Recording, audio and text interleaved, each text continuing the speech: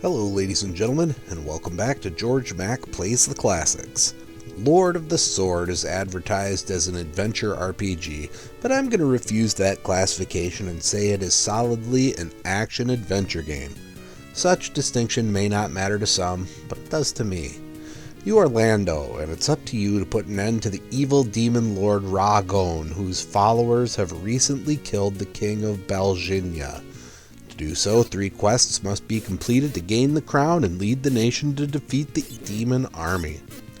You must first find the Tree of Maril, then you must defeat the Goblin of Balala Valley. Finally, you must destroy the Statue of Evil. In order to do this, you will travel across the countryside and through towns. Towns have an open house that you enter to talk to a townsperson. They will say something to you and heal a bit of your health. You have to go in several times to both fully heal and make sure you see everything the person says. In order to not get lost, it's best to have the instruction manual, which gives a map of the kingdom. You can also press pause at a town to see a less detailed map. Most of the game is trekking from one place to the next.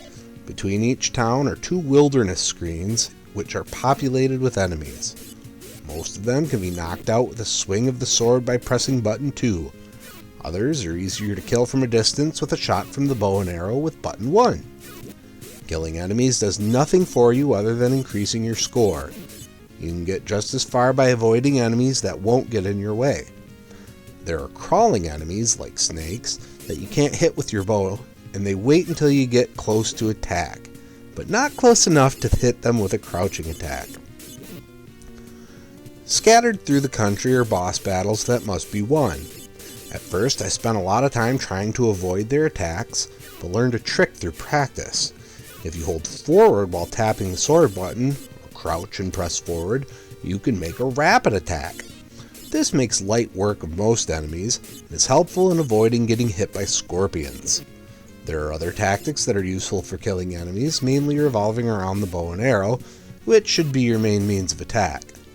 There are 2 upgrades for both the bow and sword, but don't pick up the sword upgrade from killing the goblin. It's much weaker. Until you become proficient in the wilderness, you will take damage, and it's likely you'll die. You only have 7 continues before you have to start all over again. My first attempt taught me where to go and what to do. I thought it would make the second attempt quick, but all the trekking around the map takes forever. I got to the 3rd task, but I couldn't get the Medusa statue to do anything.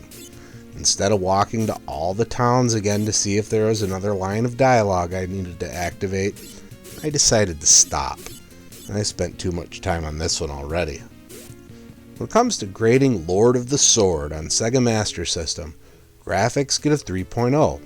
I think the graphics are done pretty well. The sprite work is nice. The animation is pretty decent looking too. There are plenty of colors. The downside in my view were the backgrounds.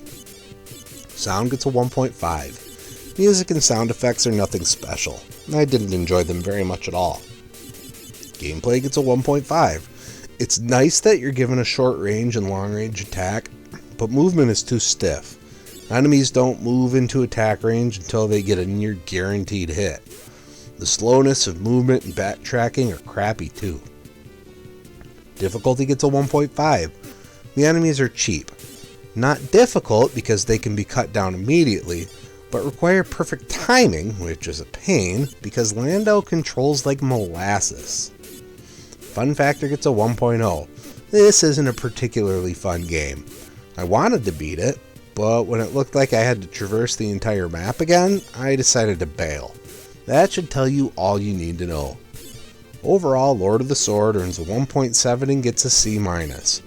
I did not really enjoy this game, and it skews a higher grade because of impressive graphics.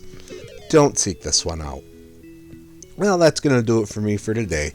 Please make sure to like this video, let me know what you think of Lord of the Sword in the comments, and please subscribe to Head Drop Productions here on YouTube, because we want you here for each and every video we release, because it is your destiny.